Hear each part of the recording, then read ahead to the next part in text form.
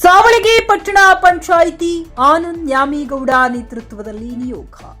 ಜಮಖಂಡಿ ತಾಲೂಕಿನ ವ್ಯಾಪ್ತಿಯಲ್ಲಿ ಬರುವ ಬಹುದೊಡ್ಡ ಹೋಬಳಿ ಕೇಂದ್ರವಾದ ಸಾವಳಗಿ ಗ್ರೇಡ್ 1 ಪಂಚಾಯಿತಿಯನ್ನ ಪಟ್ಟಣ ಪಂಚಾಯಿತಿ ಕೇಂದ್ರವನ್ನಾಗಿ ಘೋಷಣೆ ಮಾಡಲು ಮಾಜಿ ಶಾಸಕ ಆನಂದ್ ನ್ಯಾಮೇಗೌಡ ಅವರು ನೇತೃತ್ವದ ನಿಯೋಗವು ಬೆಳಗಾವಿ ಚಳಿಗಾಲದ ಅಧಿವೇಶನದಲ್ಲಿ ಪೌರಾಡಳಿತ ಮತ್ತು ಹಜ್ ಸಚಿವರಾದ ರಹೀಂ ಖಾನ್ ಅವರಿಗೆ ಮನವಿ ಸಲ್ಲಿಸಲಾಯಿತು.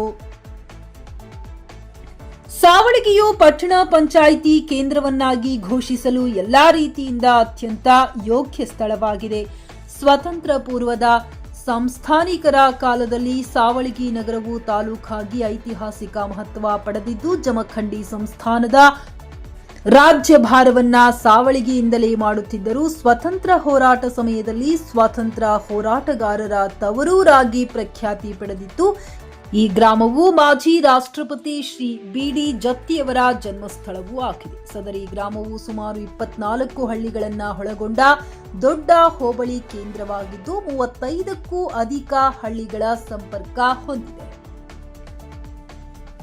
ಜಿಲ್ಲಾ ಕೇಂದ್ರದಿಂದ ಸುಮಾರು 80 ಕಿಲೋಮೀಟರ್ ಅಂತರದಲ್ಲಿರುತ್ತದೆ. ಎಲ್ಲಾ ರೀತಿಯ ಸರ್ಕಾರಿ ಕಚೇರಿಗಳು ಸೇರಿದಂತೆ ಶಿಕ್ಷಣ ಕೇಂದ್ರಗಳು ಕರ್ತವ್ಯ ನಿರ್ವಹಿಸುತ್ತಿದ್ದು, ಸದರಿ ಗ್ರಾಮವನ್ನ ಪಟ್ಟಣ ಪಂಚಾಯಿತಿ ಕೇಂದ್ರವನ್ನಾಗಿಸಲು ಎಲ್ಲ ಮೂಲಭೂತ ಸೌಕರ್ಯಗಳನ್ನ ಒಳಗೊಂಡಿದೆ. ಕಾರಣ ಈ ಭಾಗದ ಸಾರ್ವಜನಿಕರ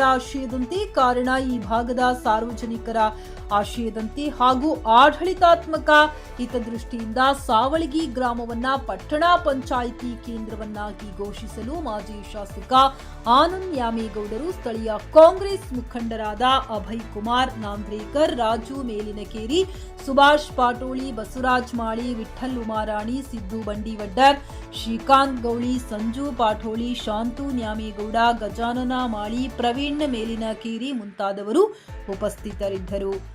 ವರದಿ ವಿನೋದ್ ಸೂರಗುಂಡ, ಟಿವಿ11 ಕನ್ನಡ, ಜಮಖಂಡಿ.